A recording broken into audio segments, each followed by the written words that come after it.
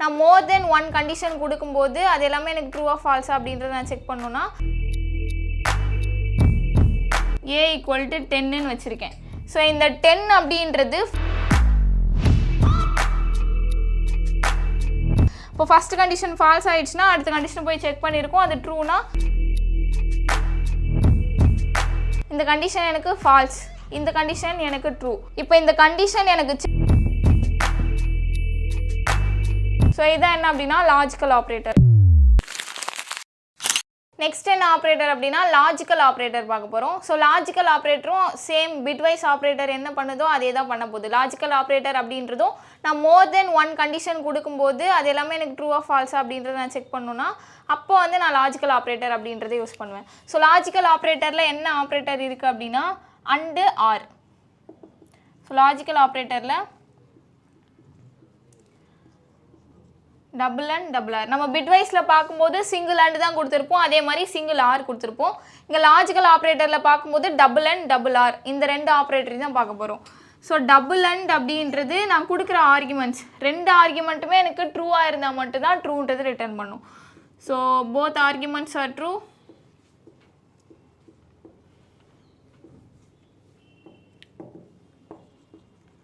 it will return true.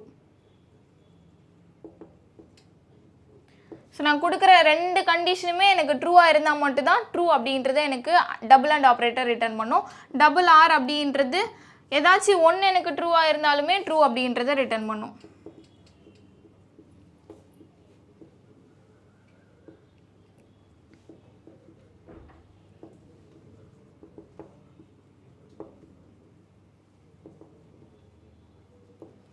So எனக்கு நான் கொடுக்குறது ஏதாவது ஒரு ஆர்குமெண்ட் வந்து எனக்கு ட்ரூவாக இருந்தாலுமே ட்ரூ அப்படின்றத எனக்கு ரிட்டர்ன் பண்ணும். So logical operator and bitwise operator ரெண்டுமே ஒன்று தான் பண்ணும். சிங்கிள் அண்டும் இதே தான், ரெண்டுமே எனக்கு ட்ரூவாக இருந்தால் மட்டும் தான் ட்ரூன்றது ரிட்டர்ன் பண்ணும். ஆர் அப்படின்றது ஏதாச்சும் ஒன்று எனக்கு ட்ரூவாக இருந்தாலே ட்ரூ அப்படின்றது ரிட்டர்ன் பண்ணும். அப்போ அந்த பிட்வைஸ் ஆப்ரேட்டருக்கும் லாஜிக்கல் ஆப்ரேட்டருக்கும் என்ன டிஃப்ரென்ஸ் இருக்குது அப்படின்னா நான் டபுள் அண்ட் யூஸ் பண்ணும்போது எனக்கு ரெண்டுமே ட்ரூவாக இருந்தால் ட்ரூவை ரிட்டர்ன் பண்ணுமா. ஸோ ஃபஸ்ட்டு ஆர்குமெண்ட்டை அது செக் பண்ணும். ஃபஸ்ட்டு ஆர்குமெண்ட் எனக்கு ட்ரூவாக இருந்தால் மட்டும்தான் அடுத்த ஆர்குமெண்ட்டை போய்ட்டு அது எனக்கு செக் பண்ணும். ஃபஸ்ட்டே எனக்கு ஃபால்ஸ் ஆகிடுச்சு அப்படின்னா அடுத்த கண்டிஷனை போய்ட்டு எனக்கு செக் பண்ணாது. ஸோ எப்படின்றத பார்க்கலாம், நான் ப்ரோக்ராம் போட்டு காட்டுறேன். ஸோ இப்போ என்னோடய ப்ரோக்ராமில் ஃபார் எக்ஸாம்பிள் நான் இன்ட்டு a = 10ன்னு வச்சுருக்கேன். ஸோ இந்த 10 அப்படின்றது 5ஐ விட கிரேட்டராக இருக்கானும் நான் செக் பண்ணணும், அதே மாதிரி 20ஐ விட லெஸ்தனாக இருக்கா அப்படின்றதையும் நான் செக் பண்ணணும். அப்படின்னா ரெண்டுத்தையும் ஒரே கண்டிஷனாக என்னால் செக் பண்ண முடியும். நான் டபுள் அண்ட் யூஸ் பண்ணேன் அப்படின்னா ரெண்டு கண்டிஷனையும் கொடுத்து ரெண்டுமே ட்ரூவாக இருந்தால் ட்ரூவை ரிட்டர்ன் பண்ணுன்னு என்னால் சொல்ல முடியும். ஸோ இப்போ நான் வந்து பிரிண்டிங் ஸ்டேட்மெண்ட்டில் ஏ அப்படின்றது கிரேட்டர் தென் 5ஆக இருக்கா இந்த கண்டிஷனும் எனக்கு ட்ரூவாக இருக்கணும். அண்ட் தென் ஏ அப்படின்றது எனக்கு லெஸ் தென் 20ஆக இருக்கா அதுவும் ட்ரூவாக இருந்துச்சுன்னா எனக்கு ட்ரூவை ரிட்டர்ன் பண்ணு அப்படின்னா இப்போ ஏ அப்படின்றது கிரேட்டர் தென் 5ஆக நான் செக் பண்ணிட்டேன். ஸோ இன்னொன்று என்ன அப்படின்னா டபுள் அண்ட் யூஸ் பண்ணுறேன். யூஸ் பண்ணிட்டு ஏ அப்படின்றது லெஸ் தென் 20ஆக இருக்கா. ஸோ ரெண்டு கண்டிஷனையும் நான் ஒன்றா செக் பண்ணுறேன். ஸோ டபுள் அண்ட் யூஸ் பண்ணியிருக்கேன். டபுள் அண்ட் அப்படின்றது இது ரெண்டுமே எனக்கு ட்ரூவாக இருந்தால் மட்டும் தான் என்ன பண்ணுன்னா ட்ரூன்றது ரிட்டர்ன் பண்ணும். இப்போ ஏவோட வேல்யூ நான் 10ன்னு அசைன் பண்ணியிருக்கேன். ஸோ அப்போ ஏ அப்படின்றது எனக்கு கிரேட்டர் தென் 5 தான், இந்த கண்டிஷன் எனக்கு ட்ரூ. இங்கே ஏன்றது லெஸ் தென் 20ஆன்னு செக் பண்ணியிருக்கேன். ஏன்றது 10 லெஸ் தென் 20 கண்டிஷன் எனக்கு இதுவுமே ட்ரூ. அப்போ இது எனக்கு என்ன ரிட்டர்ன் பண்ணும் அப்படின்னா ட்ரூன்றது தான் ரிட்டர்ன் பண்ணும். ஸோ ரெண்டு கண்டிஷனை செக் பண்ணுறேன், இது ரெண்டுமே எனக்கு ட்ரூ. அப்போ இது எனக்கு என்ன ரிட்டர்ன் பண்ணும் அப்படின்னா ட்ரூ அப்படின்றது தான் ரிட்டர்ன் பண்ணும். ஓகேவா, ஏன்னா ரெண்டு கண்டிஷனும் ட்ரூவாக இருந்தால் இது எனக்கு ட்ரூவை ரிட்டர்ன் பண்ண போகுது. ஸோ டபுள் அண்ட் யூஸ் பண்ணியிருக்கேன். இப்போ இந்த கண்டிஷன் ஒரு வேளை ஃபால்ஸ் ஆகுது அப்படின்னு வச்சுக்கோங்க.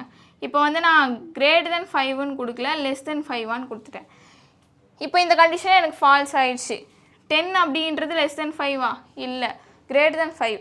ஸோ ஆனால் நான் இங்கே கண்டிஷன் ஃபால்ஸ் ஆகிற மாதிரி கொடுத்துருக்கேன். கண்டிஷன் எனக்கு ஃபால்ஸ் ஆயிடுச்சு. இப்போது இது எனக்கு ட்ரூவாக தான் இருக்குது, இது எனக்கு ஃபால்ஸ். எனக்கு ஃபால்ஸு ஒரு ட்ரூ. அப்போ இது எனக்கு என்ன ரிட்டர்ன் பண்ணுன்னா ஃபால்ஸுன்றது தான் ரிட்டர்ன் பண்ணும், ஃபால்ஸுன்றது ரிட்டர்ன் பண்ணும். ஆனால் எனக்கு ஃபஸ்ட் கண்டிஷன் ஃபால்ஸ் ஆயிடுச்சு. இது செகண்ட் கண்டிஷனை செக் பண்ணியிருக்குமா இல்லையா அப்படின்னா செக் பண்ணாது. ஏன் பண்ணாது அப்படின்னா டபுள் அண்ட் அப்படின்றது ரெண்டு கண்டிஷனுமே எனக்கு ட்ரூவாக இருந்தால் தான் ட்ரூவை ரிட்டர்ன் பண்ண போகுது. அப்போ இந்த கண்டிஷன் எனக்கு ஃபால்ஸ் ஆயிடுச்சு, ஃபஸ்ட்டு கண்டிஷனே எனக்கு ஃபால்ஸ் ஆயிடுச்சு.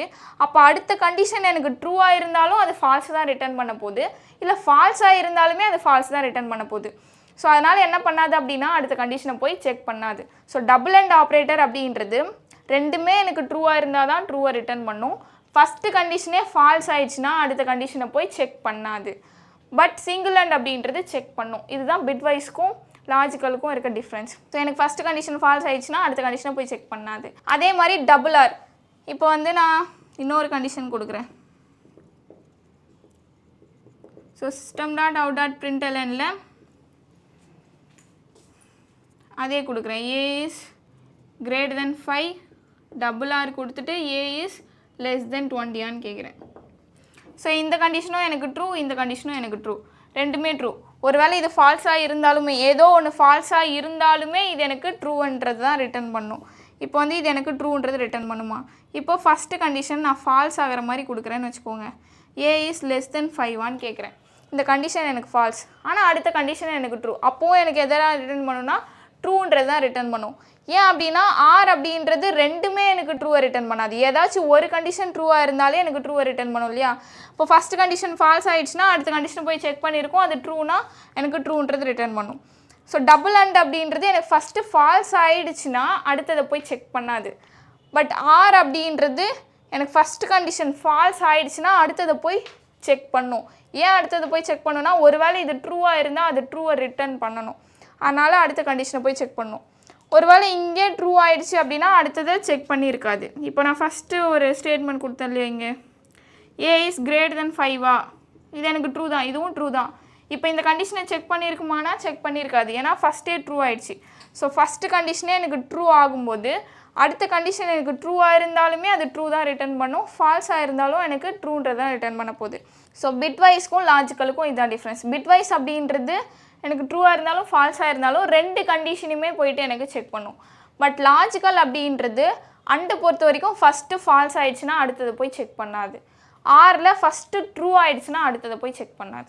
இப்போ இந்த கண்டிஷனை செக் பண்ணாதுன்னு சொல்கிறீங்க, எப்படி செக் பண்ணாது அப்படின்றத பார்க்குறது அப்படின்னா, இப்போ ஃபார் எக்ஸாம்பிள் நான் இங்கே A is less than 20 கொடுத்துருக்கேன், நான் ++ ஏன்னு கொடுக்குறேன், இங்கேயும் ++ ஏன்னு கொடுக்குறேன்னு வச்சுக்கோங்க. இந்த கண்டிஷன் எனக்கு ஃபால்ஸ், இந்த கண்டிஷன் எனக்கு ட்ரூ. இப்போ இந்த கண்டிஷன் எனக்கு செக் பண்ணியிருந்தது அப்படின்னா நான் ஏவை பிரிண்ட் பண்ணும்போது ஏவோட வேல்யூ எனக்கு என்ன வரணும், 11 வரணும், ஏன்னா நான் இன்க்ரிமெண்ட் பண்ணியிருக்கேன். இப்போ வந்து இந்த கண்டிஷனை செக் பண்ணதுக்கப்புறம் இப்போ வந்து நான் system.out.printlnல ஏவை பிரிண்ட் பண்ணேன் அப்படின்னா எனக்கு என்ன வரணும்னா 11 வந்திருக்கணும். இந்த கண்டிஷன் செக் ஆகியிருந்தால் மட்டும். இது ஃபால்ஸ் ஆயிடுச்சு. ஸோ அப்போ இந்த கண்டிஷனை போய் செக் பண்ணியிருக்காது. அப்போ ஏவை நான் பிரிண்ட் பண்ணும்போது எனக்கு என்ன தான் வரும் அப்படின்னா 10ன்ற அதே வேல்யூ தான் வரும். ஒருவேளை இந்த கண்டிஷனை ட்ரூ ஆகிற மாதிரி கொடுத்துருந்தேன்னா அது அடுத்த கண்டிஷனையும் போய் செக் பண்ணியிருக்கோம், ஏன்னா அடுத்ததும் ட்ரூவாக இருந்துச்சுன்னா அது ட்ரூவை ரிட்டர்ன் பண்ணும். ஸோ அப்போ இது ஃபால்ஸு, இதை செக் பண்ணியிருக்காது, அதனால் எனக்கு இந்த இன்க்ரிமெண்ட் நடந்திருக்காது. அதனால் என்ன இருக்கும் அப்படின்னா ஏவை நான் பிரிண்ட் பண்ணும்போது 10ன்ற வேல்யூவே தான் எனக்கு பிரிண்ட் ஆகும். ஒருவேளை இது ட்ரூ ஆகி இந்த கண்டிஷன் செக் ஆகி இருந்துச்சுன்னா 11 அப்படின்றது எனக்கு பிரிண்ட் ஆகும். ஓகேவா? ஸோ இதுலேயும் அதே தான். இப்போ நான் இங்கே இன்க்ரிமெண்ட் பண்ணியிருக்கேன், இது வந்து எனக்கு ட்ரூ அப்படின்னா இது அடுத்த கண்டிஷனை போய் செக் பண்ணாதான், ஏன்னா அது ஃபால்ஸாக இருந்தாலும் ட்ரூவை தான் ரிட்டர்ன் பண்ண போகுது, ட்ரூனாலும் ட்ரூவை தான் ரிட்டர்ன் பண்ண போகுது. அப்போது இங்கே நான் ஏவை பிரிண்ட் பண்ணுறேன் மறுபடியும் அப்படின்னா system.out.printlnல ஏவை பிரிண்ட் பண்ணுறேன்னா இதுக்கும் எனக்கு 10 அப்படின்றது தான் அவுட்புட் வரும். ஸோ இதான் என்ன அப்படின்னா லாஜிக்கல் ஆப்ரேட்டர்.